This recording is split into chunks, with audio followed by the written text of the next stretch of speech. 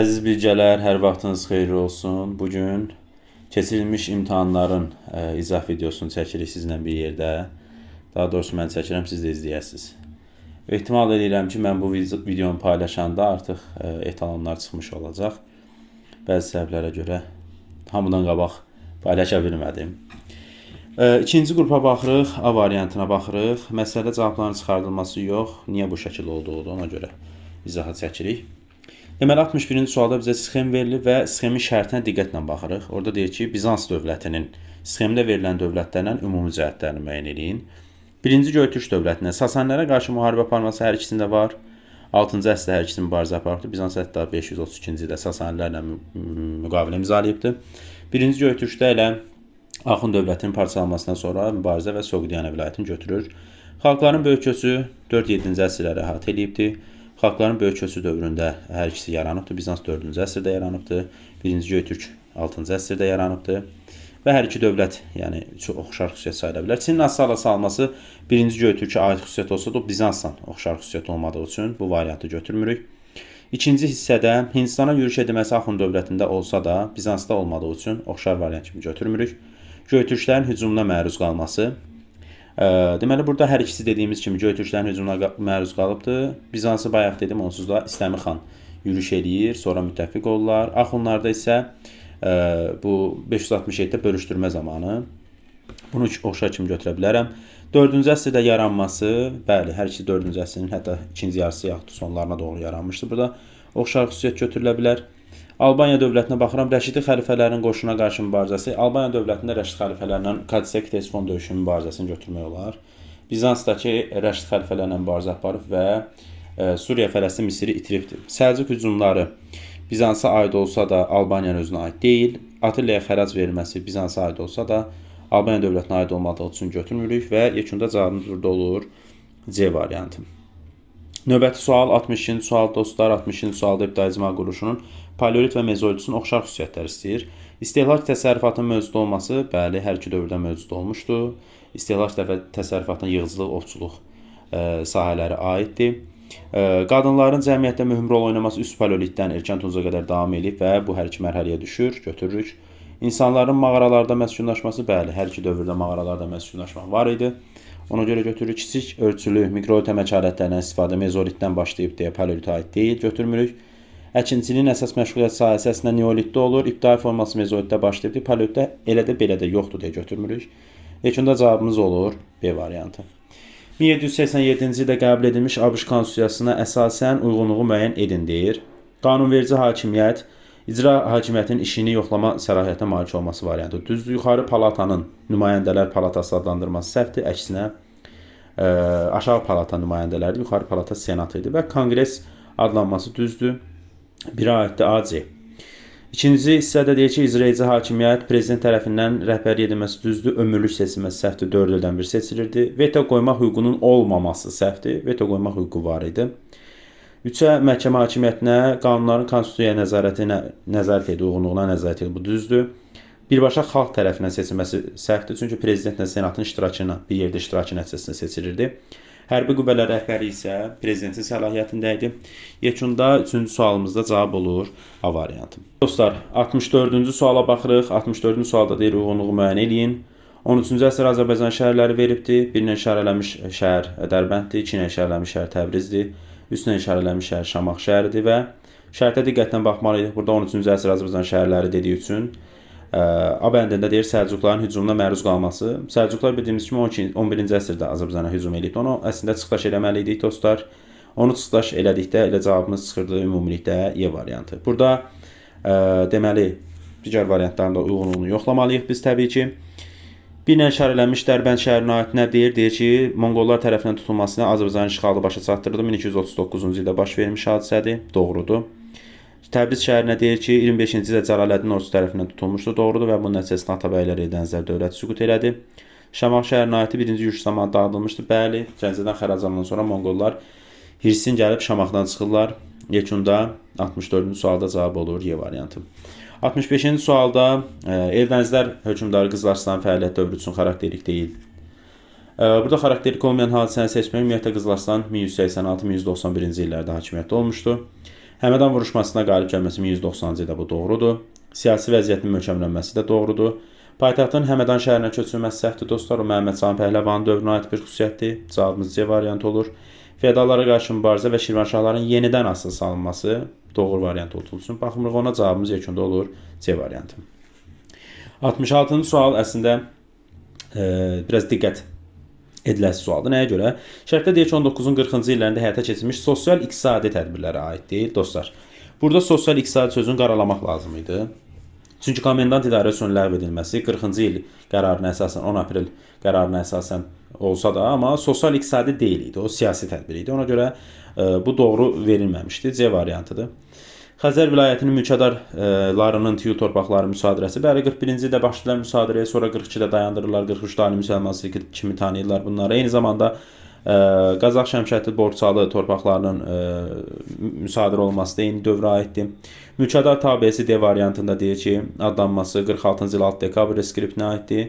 Y variantı da Ali Müsəlman hüquqları haqqında reskript, o da 46 6 dekabrdır. Yekunda cavabımız C variantı olur, çünki o siyasi tədbir olduğu üçün onu seçirik.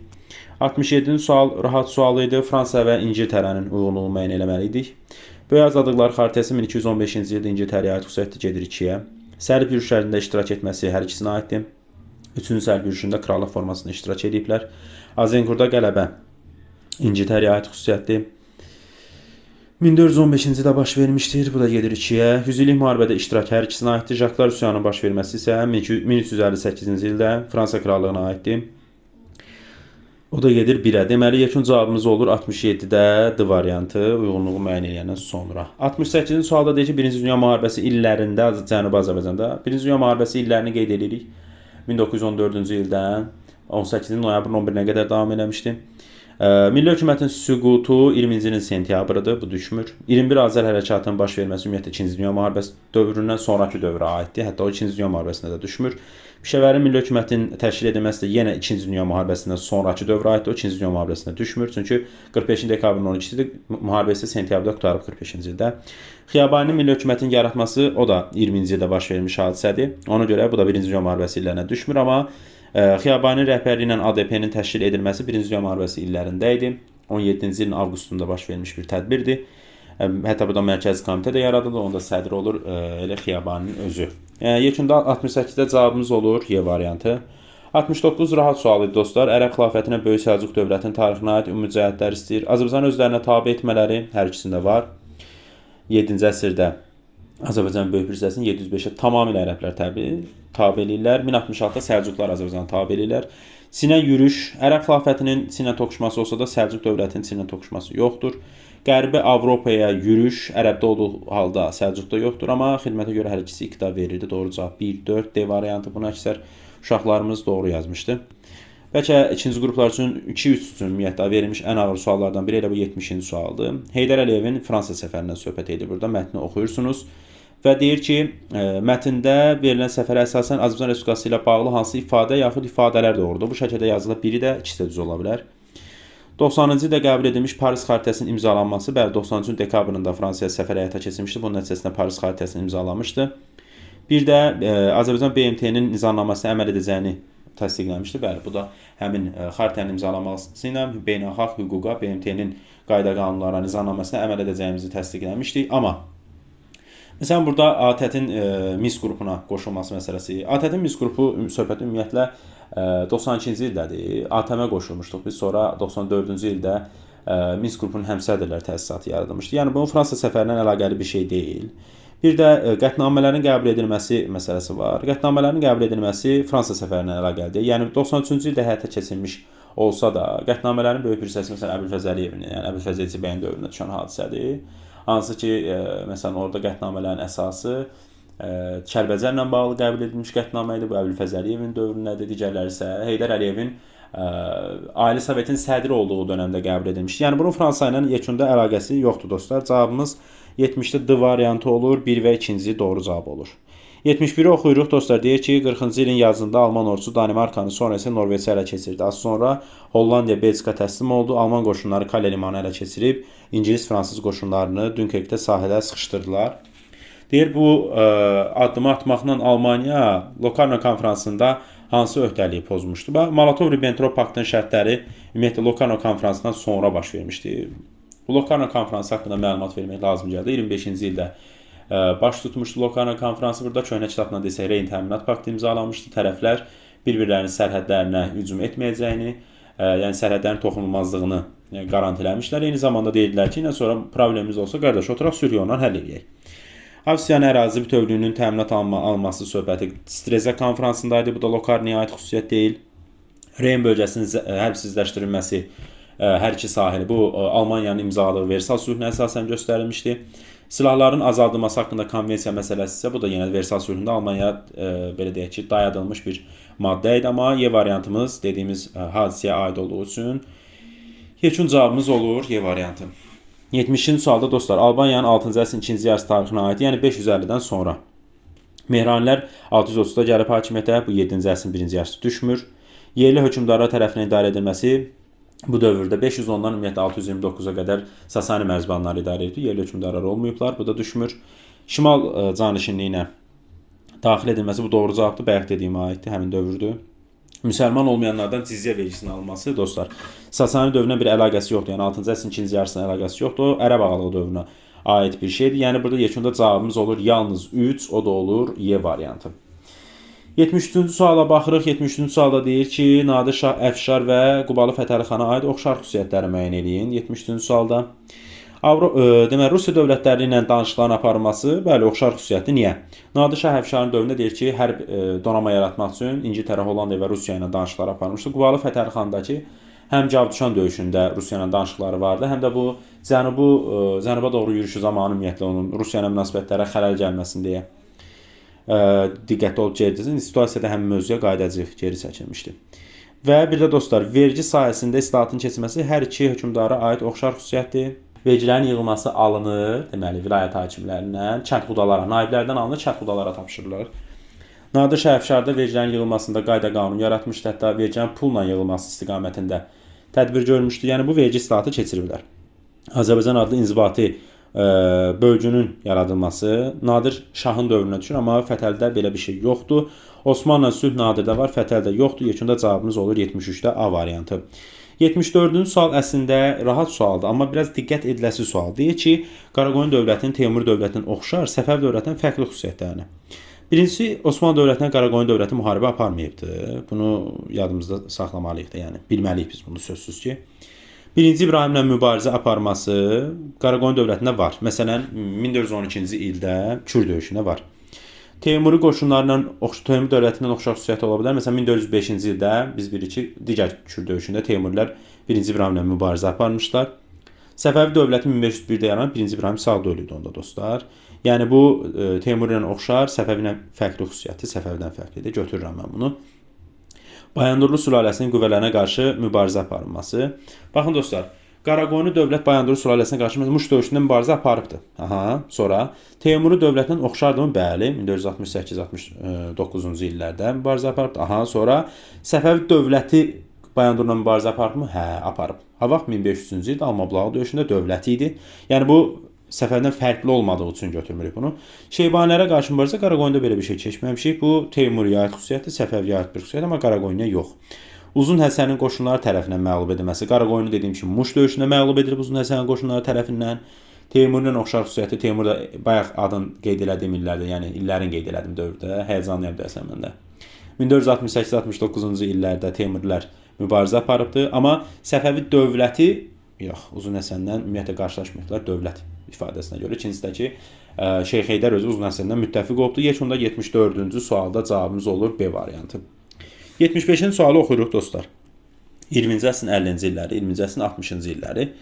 Bu yeni konstitusiyanın qəbul edilməsi, buna diqqət eləməliydik burada. Azərbaycanda Azərbaycan SSR dövründə 3 dənə konstitusiya var. 1921, 1937, 1978-ci illərdə, 50-ci illərdə konstitusiya yoxdur dostlar. 56-da konstitusiya əlavə var Azərbaycan dili ilə bağlı. İzahlarda bunu dəfələrlə vurğulamışam. Yəni 1-ə A-nı götürmürük. Kartoçka sisteminin ləğv edilməsi təqribi deyək 47-ci ildə, 40-cı illərin sonlarında sosial vəziyyəti yaxşılaşdırmaq üçün həyata keçirilmiş tədbirdir. Bu 50-ci illərə düşmür, amma Azərbaycanlıların köçürülməsinin davam etdirilməsi, məsələn 48-53-cü illərdə deportasiya var idi, 50-ci illərdə də davam etdirilmişdi. Yəni 1-ə C-ni götürürük. 60-cı illərə baxırıq. Milli Azərbaycan qərargahı 62-ci ildir. Vəli Axundovun dövründədir. Düşür. İcbari ümumi təhsil 66-cı ildədir. 60-cı illərə düşür. Amma dövlət dilinin Azərbaycan dili olması barədə konstitusiya əlavə bayaqçı söhbətdən danışır. 56-cı ildə bunu götürmürük. Yekun cavabımız olur D variantı 1, C, 2, A və B variantları. 76-cı sual rahat sualdır dostlar. Burada 2-ci Ramzes'in hakimiyyət dövrü üçün səciyyəvidir deyir. Elə ilk dəfə qoy sırayla gedək. İlk dəfə Suriyaya hərbi yürüşlərin təşkil edilməsi 1-ci Tutmosun dövründə Fərhad çayına qədər genişləndirilmişdi sərhədlər. Dini idarə ümumiyyətlə çatı rəhbərliyi eləmirdi. Bunu diqqətlə yayındırmayaq. Amma Finikiyanın Misirin hakimiyyəti altına düşməsi var. Çünki Hitlerlə müqavilədən sonra Finikiya, Fələstin, Suriyanın cənubu Misirdə qalır. Paytaxtın Fivdən köçürülməsi ifadəsi səhvdir. Fivə köçürülmüşdü paytaxt. Misirdə iki sərdabələr isə dediyimiz kimi bu 1-ci Tutmosun dövrünə aid hadisədir. 2-ci Ramzesə düşmədiyi üçün. Yekunda 76-cı sualda cavabımız olur C variantı. 77-ci sualda xəritədə iştirilənmiş ərazi Şəddadi dövlətinin ərazisidir dostlar. Yəni Azərbaycanın şimalıdır. İskitlər belə deyək ki, İskit padşahlığına ittifaqda Assuriya dövlətinə qarşı mübarizə aparmışdı. Söhbət Manna dövlətindən gedir burada. Manna dövləti cənubda olmuşdu. Bunu çıxıram. Slavyanların yürüşləri nəticəsində paytaxtın böyük dağıntılara məruz qalması. Slavyanların yürüşü olub məsəl üçün Şirvanşaha, olub Saciyə, olub Salariyə. İndi Şəddadilər ərazisində də olub, Beyləqanı olubdu. Amma Beyləqan paytaxt deyil idi. Dağıntıya məruz qalmayıbdı. Ona görə bunu da götürmərəm. Eramızın əvvəllərində Parfiya Arşakilər tərəfindən idarə olmağa, tərəfindən işğal olması bu Atropatenadır işğal söhbəti. Cənuba düşür, götürmürəm, amma D variantını götürürəm. Oğuz türkləri ittifaq ediblər Bizans erməni Gürcüyə qarşı. Bu Səlcuqlardan söhbət gedir. 48-ci ildə tərəflər arasında ittifaq bağlanmışdı. Y variantda Sadisalardan asılı olubdu. Ümumiyyətlə bu variant səhvdir. Çünki Şəddadilər dövləti bir dənə Səlcuqlardan asılı olub və onlar tərəfindən süquta uğradıb. Yekində cavabımız olur D variantı. 78-ci sualda Osmanlı Sultanı 1-ci Süleyman 1520-1566-cı illərdə paytaxtın Ədirnəyə köçürülməsi 1-ci Muradın dövrünə aiddir. Bunu çıxıram. İspan donanmasının məğlubiyyətə uğradılması 1541-ci ildə idi. Dedik, yarısı Tufana düşür, Allah məğlub eləyir, yarısında Süleyman məğlub eləyir. Səfəvi dövlətinin 1555 aması imzalanıb götürürəm. Bolqarıstanın işğal edilməsi dostlar. 1396-cı ildə köhnə kitabla desək, Nigol döyüşünün nəticəsindədir. Bu isə 1-ci Bəyazitdə düşür, götürmürəm. Moxas döyüşü, bəli, 1526-cı ildə Turan taktikasından istifadə eləmişdi. Bu da 1-ci Süleymanın hakimiyyət dövrünə düşür. Cavabım mənim olur buradan 2, 3, 5, yekun cavabım olur 78-də C variantı. 78-ci sualda dostlar, AFR-in 50-ci illər tarixinə aiddir. Qapalı iqtisadiyyata keçməsi. Xeyr, bu dövrdə Tada Adonarın ümumiyyətlə belə deyək ki, kanslerlik dönəmidir, baş nazirlik dönəmi idi bu dövrdə. Sosialistlərin hakimiyyətə gəlməsi hakimiyyətdə olması ümumiyyətlə 60-cı illərə aid xüsusiyyətdir. Planlı iqtisadiyyatdan imtina o ADR-ə aid bir xüsusiyyət idi. Sosialistlərin əməkdaşlıq da 69-dan etibarən, yəni kiçik hökumət dövründədir. Amma iqtisadi yüksəlişin baş verməsi doğru cavabdır. Mən bunu izahda vurğulamışdım. 20-ci əsrin 50-ci illəri Almaniya ilə Yaponiyanın oxşar xüsusiyyətdir. Bir də 80-ci illərdə Türkiyənin oxşar xüsusiyyətdir. İqtisadi yüksəliş baş vermişdi. 79-da cavabımız olur Y variantı. 80-ci sualda dostlar, işarə eləmiş ərazi Xocavənd rayonu ərazisi idi. Xocavənd rayonu ərazisində aid xüsusiyyətlər 24-cü ildə deyir, dövlət başçısı burada prezident seçiləndə səs veribdir. Xeyr, bu Xankəndi şəhərinə aid idi. Bunu çıxış eləməliyəm. 10 noyabr bəyanətinə görə deməli Ağdamdır, Kəlbəcərdir və Laçın qaytarıbdır. Bunların heç birinə düşmür.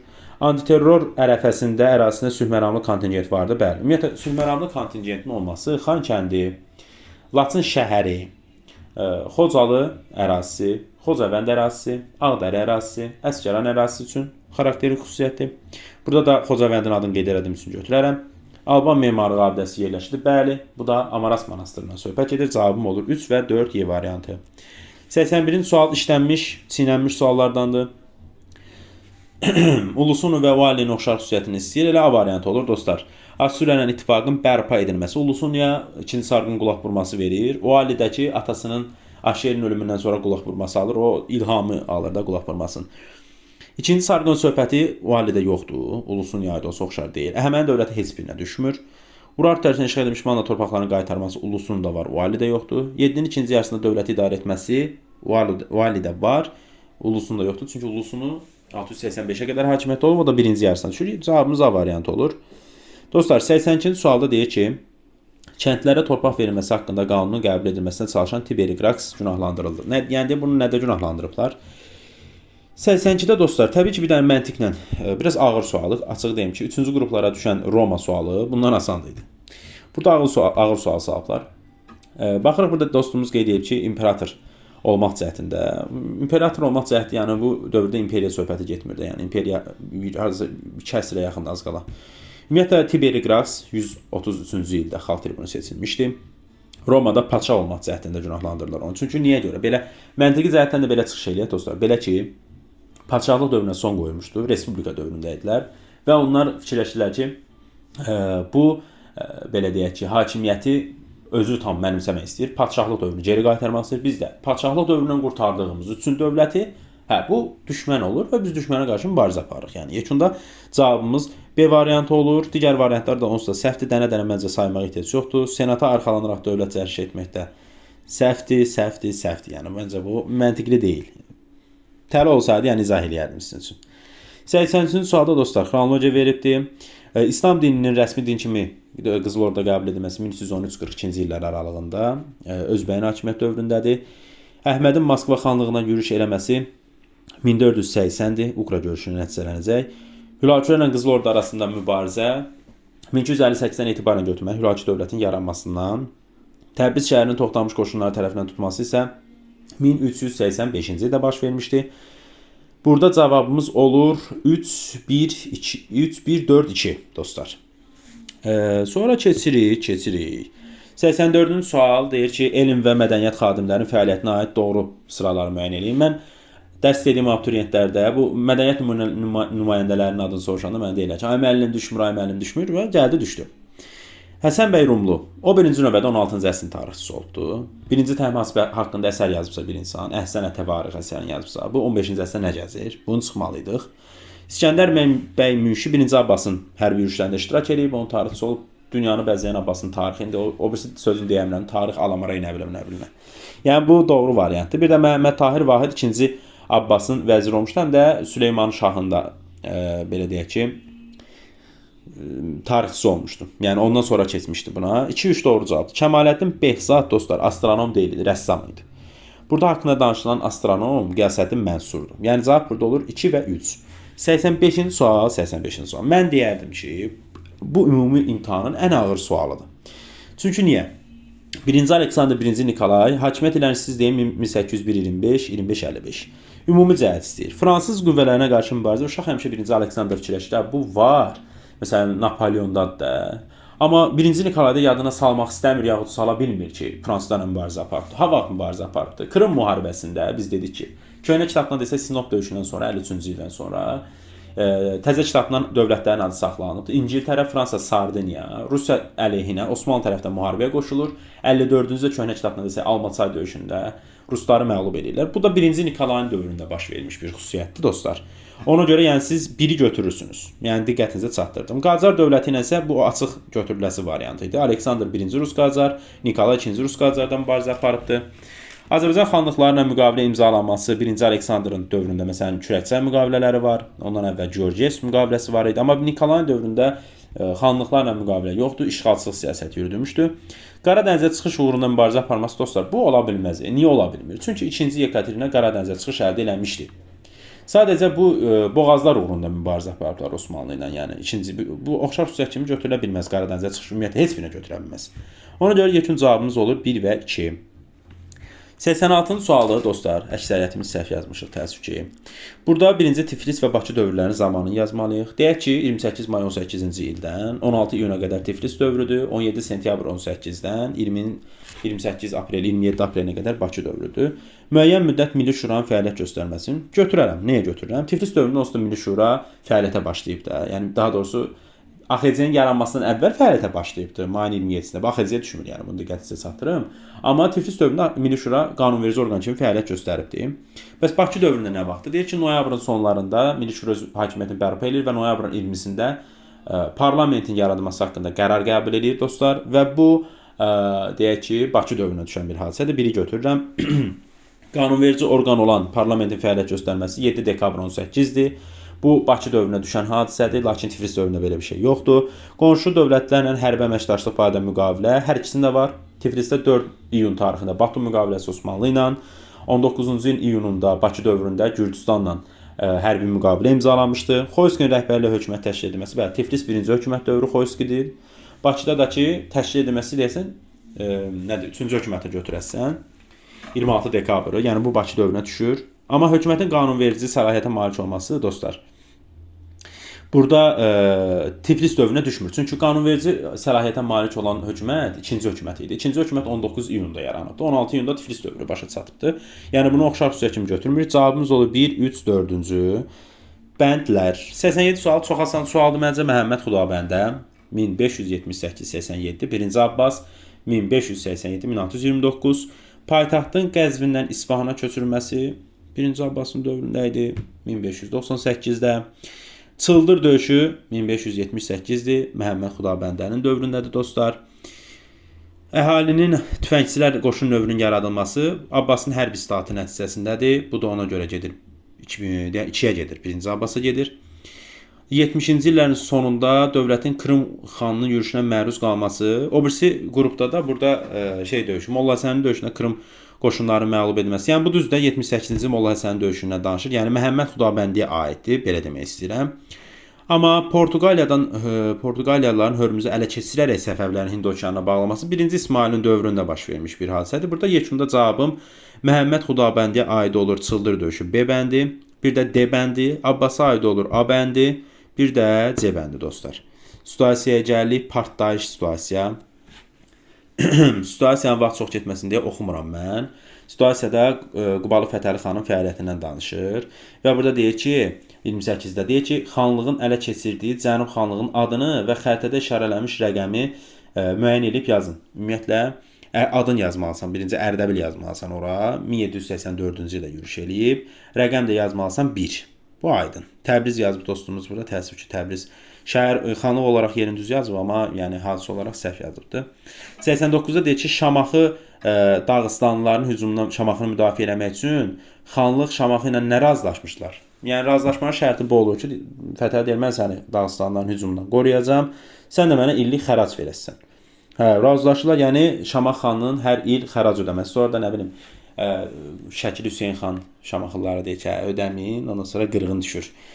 Sonra deyir ki, mənbədə bəhs olunan xanlığın Azərbaycanın cənub torpaqlarına yürüşündən geri çəkilməsinin 2 səbəbini qeyd edin. Dostlarımız yazdığı şeyi təəssüf ki, uyğun olan var, yoxsa yoxdur? Deyəsən yoxdur. Yəni burada doğru cavab nədir? Birinci növbədə Dağıstan hakimlərinin, Dağıstan və Cənub Qafqaz xanlıqlarının narazılıq eləməsi, Rusiyanın narazılıq eləməsi, çünki bu da Rusiya ilə münasibətləri pozmaq istəmirdi deyə, ona görə buradan geri çəkilməyə məcbur olur. Dostlar, ikinci qrupu paylaşacağım, ardınca da üçüncü qrupun izah videosu gələcək. Özünüzə yaxşı baxın, nəticəniz ürəyinizdə olmasa belə hevslənməyin, ikinci şans imtahanından istifadə eləməyə çalışın, şansı əlimizdən qaçırmayaq. Təbii ki də şans imtahanında iştirak eləmək üçün mənlə əlaqə saxlaya bilərsiniz. Bu barədə rəylərə yazsanız, mən sizlə özüm telefon nömrəsini qeyd etməklə əlaqə saxlamış olacağam. Özünüzə yaxşı baxın. Növbəti imtahanlarda görüşmək ümidi ilə.